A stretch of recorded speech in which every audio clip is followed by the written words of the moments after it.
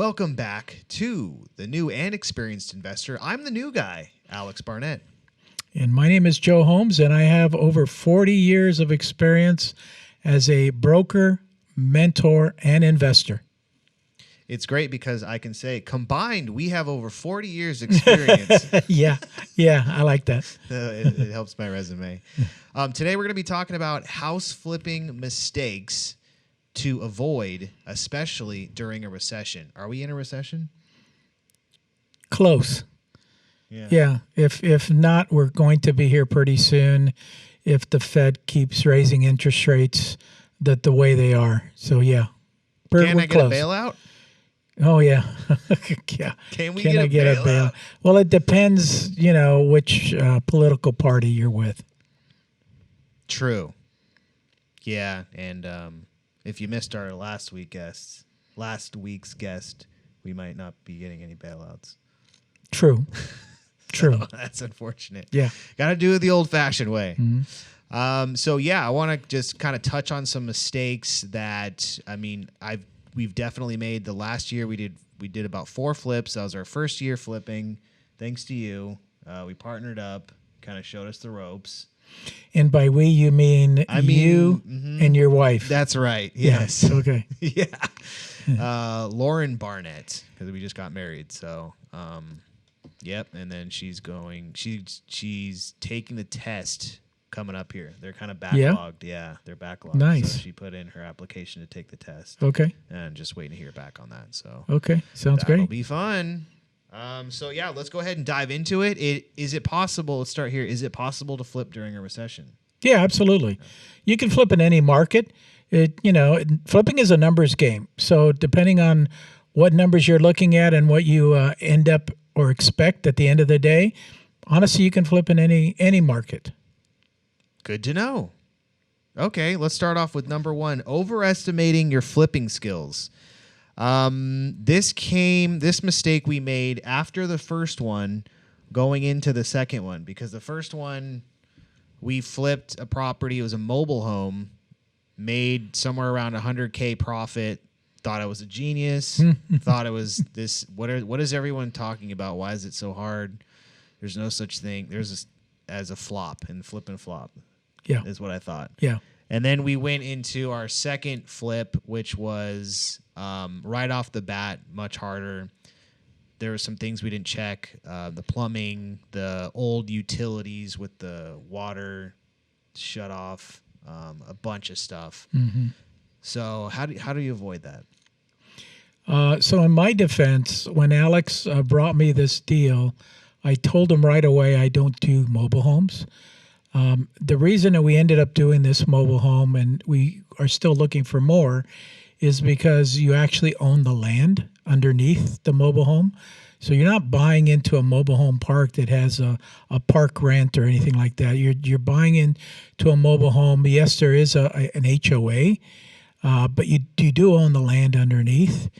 And the first mobile home we went into, we actually both learned a lot from that mobile home flip. I think the first thing I remember that we learned, we were trying to get some financing for it, and there's an FHA section 443A, which says that the property has to be on permanent foundation before a bank will lend. What the lender didn't tell us, it has to be 1976 or above, and we were flipping a property in 1971. So we ended up spending about, I think it was like $3,500 around there, $3,500 to do something that we did not need to do. But obviously we didn't learn from that lesson, because the second one, we did the same thing. The first one was purchase cash, so we figured, we did this for nothing, but, we had to do it. And then the second one was purchase with financing. We did it, but it wasn't necessary at all, because they used conventional financing instead of FHA financing. So after that, we learned that, 1976 or below, you don't need to do the permanent foundation, because you can't use it. So you learn a lot of things along the way. Alex and Lauren's job not only bring the deal, but to bring the contractor, which is another important thing when you're flipping properties is to bring the right contractor along. Absolutely. Yeah. Yep. And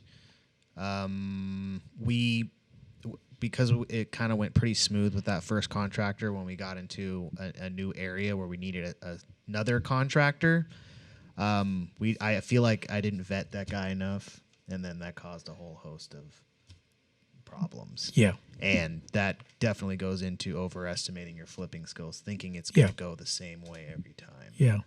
And I think, like normal, I mean, we're all human. We all want to trust people.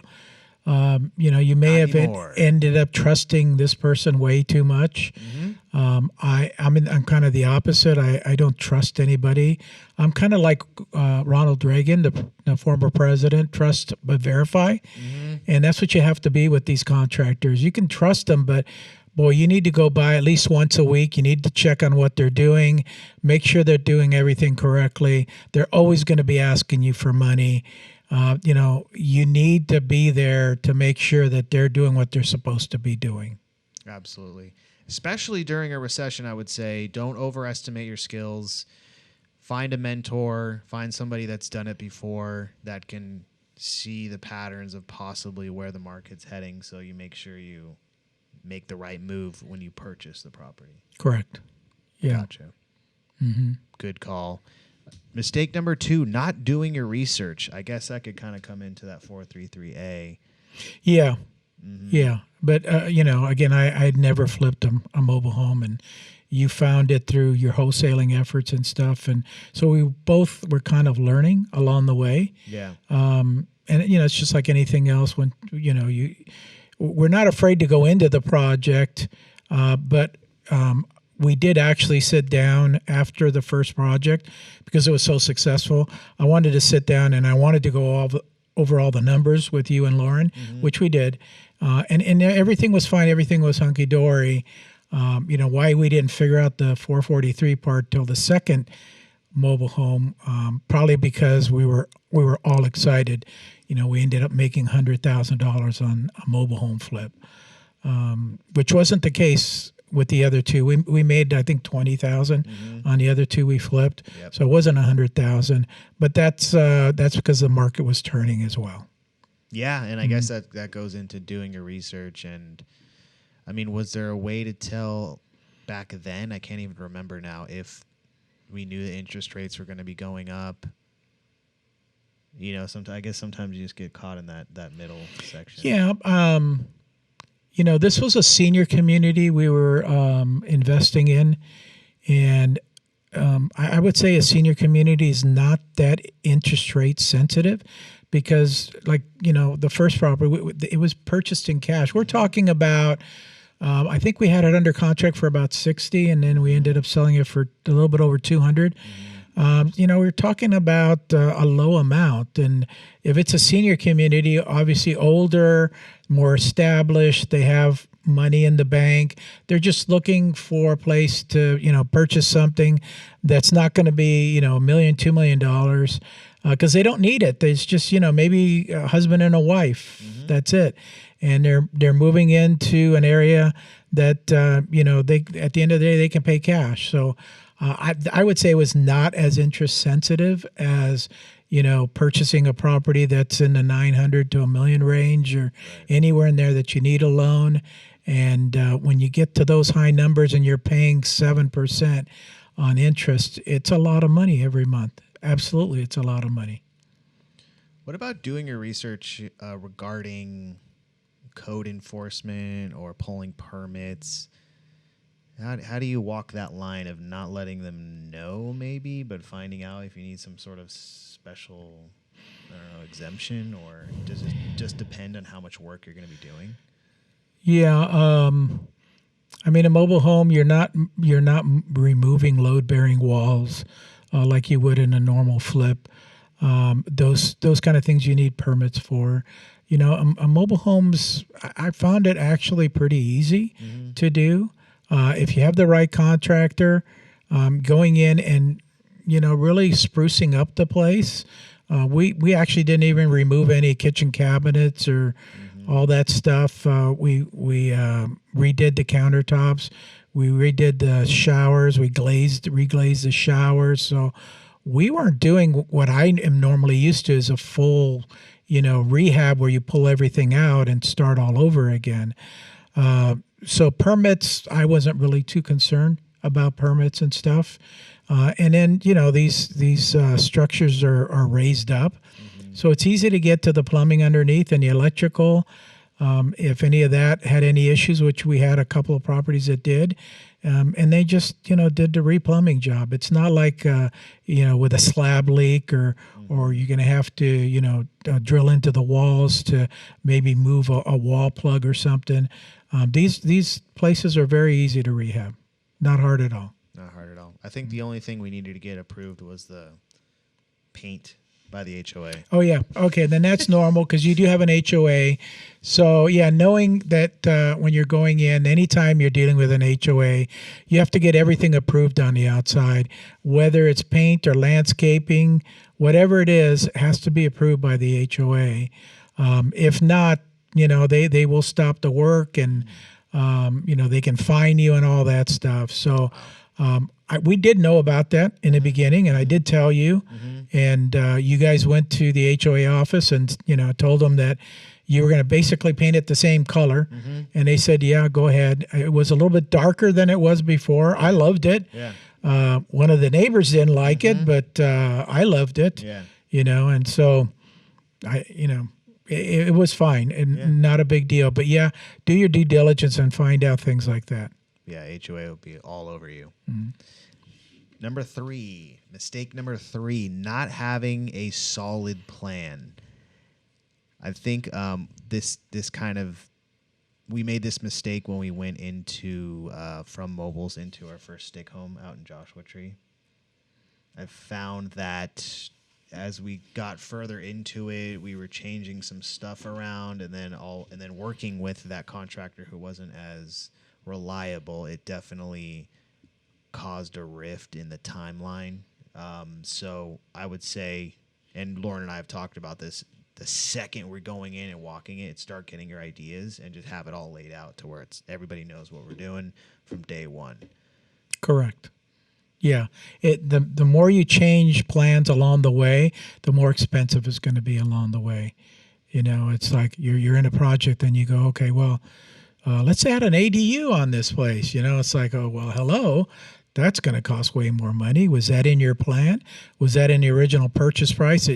You've decided you're going to purchase it, put an ADU, and at the end of the day, it's going to be worth a lot more. Well, that's great if it's in the original plans and specifications to do that. But deciding that halfway through, it's not going to work at all. Yeah, even fixtures down to all that stuff. Have that all picked out, ordered. Sometimes there's delay in some of the materials that you think you want, and so you want to make sure that those are all available and that your contractor's not waiting even one day for you to No, there's a plan to flip properties. You try to work from the ceiling down and have everything ready to go for the next contractor that's coming in. You can have 2 contractors there if they're doing 2 different things. Person that's working on the tile in the bathrooms, they can be there by themselves alone doing that stuff while another contractor is doing something else. You've got the cabinet maker and installation crew coming in right after you've pretty much got everything buttoned up, tightened up, ready to go. Put them in. Your painter's probably going to be the last person that comes in and then paints around everything that's you've just put in brand new. So there is a step-by-step process that needs to be adhered to. Yep, and I think once you get it down, then you can start duplicating it and really making it efficient. Yeah. Love it. The last mistake to avoid flipping during a recession. Not being realistic with their expectations. And I think this is especially important during the recession because you don't want to think you're going to be getting 2022 prices after you flip it. You want to make sure you're pulling comps. I mean, how are you comping these days? Most of the comps that I'm using are back 2021 comps. So, a couple of years back where it was a more normal market, it really, really got crazy in 2022. It just absolutely got crazy. So I try not to use any of those comps whatsoever. I'm going back. And even then, I'm kind of hedging my bets, and properties that I'm buying are, maybe I was buying at 70 cents on the dollar. I'm at 60 cents on the dollar now. So they've got to really, really be some fantastic deals. I'm not doing, 80% on the dollar, 90% we were doing sometimes because we saw the market. You purchased something in, January 2022. You were done by March 2022. You're back on the market and it's selling for, $150,000 more than you even thought because it was that crazy of a market. So you could pay for something a little bit more, a lot more, than I would suggest that you do now. That's words of wisdom right there, folks. Just to reiterate, so we got 4 mistakes to avoid during a recession. We have overestimating your flipping skills, not doing your research, not having a solid plan, and then not being realistic with your expectations. But all of these can be avoided. They all can be avoided if somebody listens to what I have to say. Yeah, that's all it takes. Listen to Joe. Jeez, he's trying to tell you. Just take his words of wisdom to heart.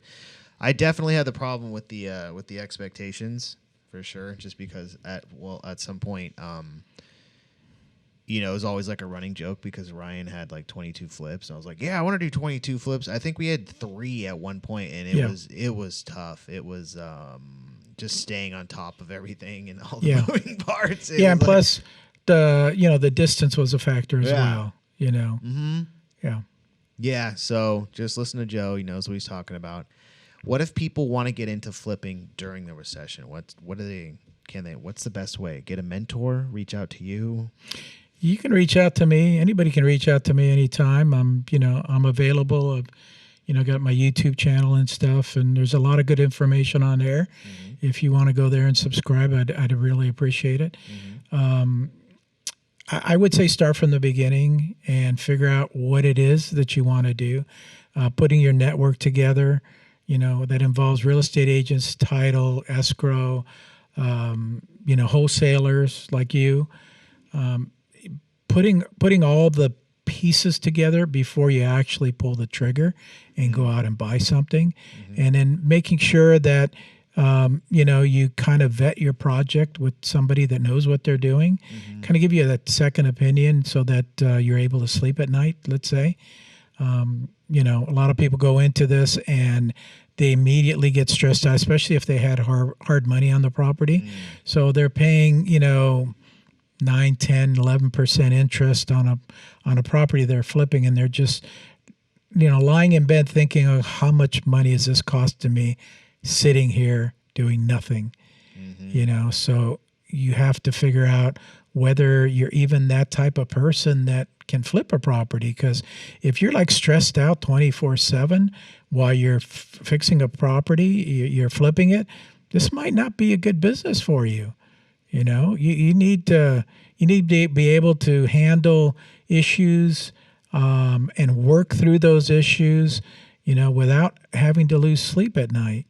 Because honestly, your health is more important than anything else. And if you're getting stressed out and you have a heart attack over this, that's not good for anybody. So start from the beginning, put all your systems in place, and then once you have that, then pull the trigger. I blame HGTV. They made it look so easy. Yeah, they always do. I hope you didn't think that was real, what was happening, because I can tell you it's not real. Yeah. Yeah, absolutely. And, just with one swipe, you can go from hoarder house to completely finished. It doesn't show you the 9 months that it possibly took. Yeah. Yeah. when it should have taken 3. Right, exactly. Yeah, yeah.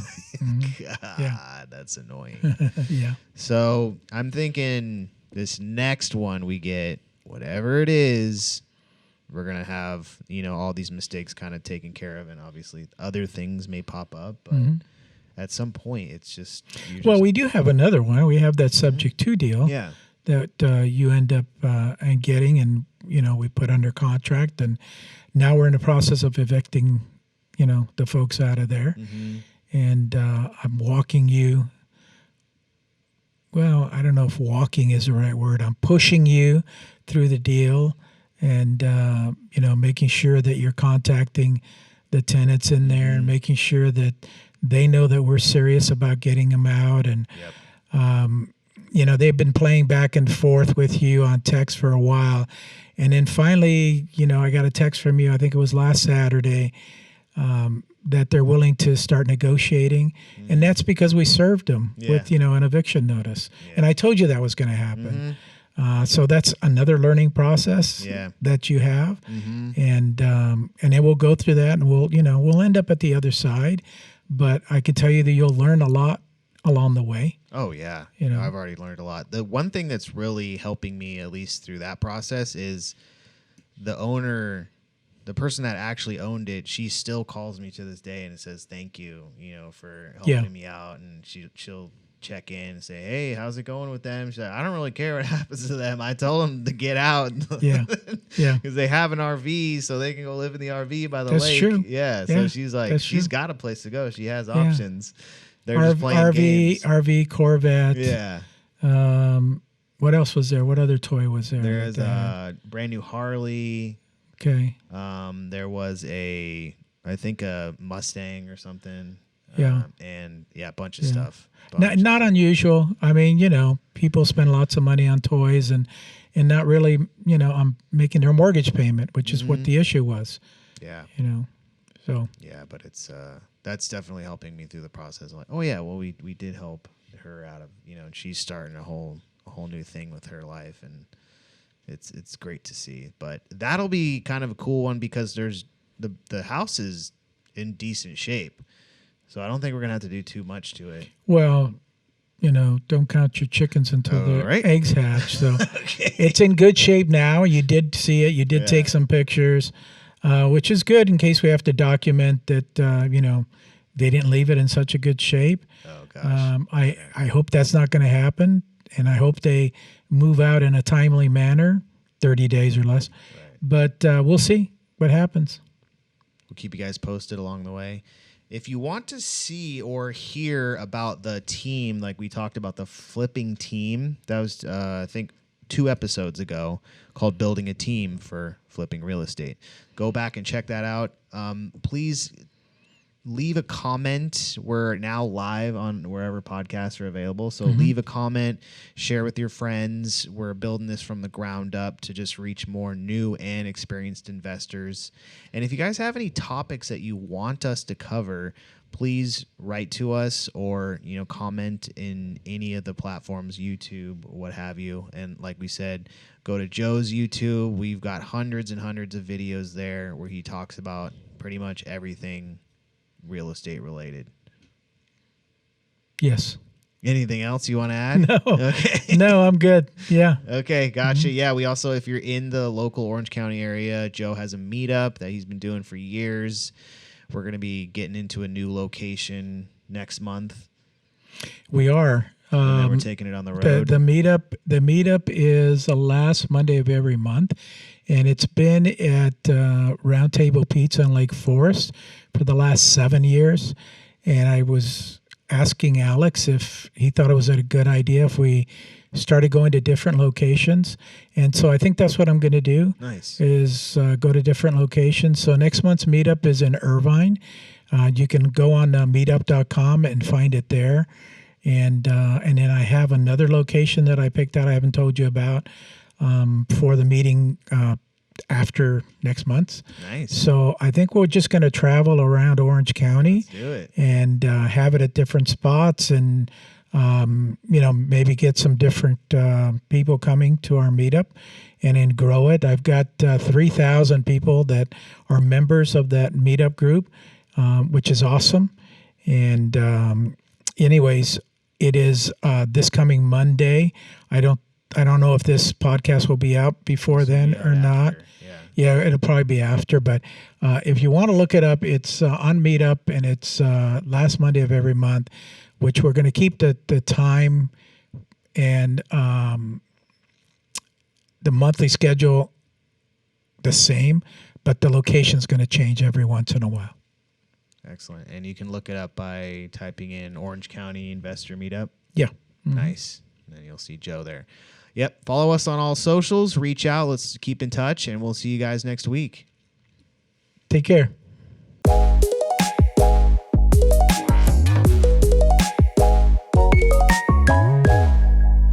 If you want some more advice on real estate investing, reach out to us one-on-one.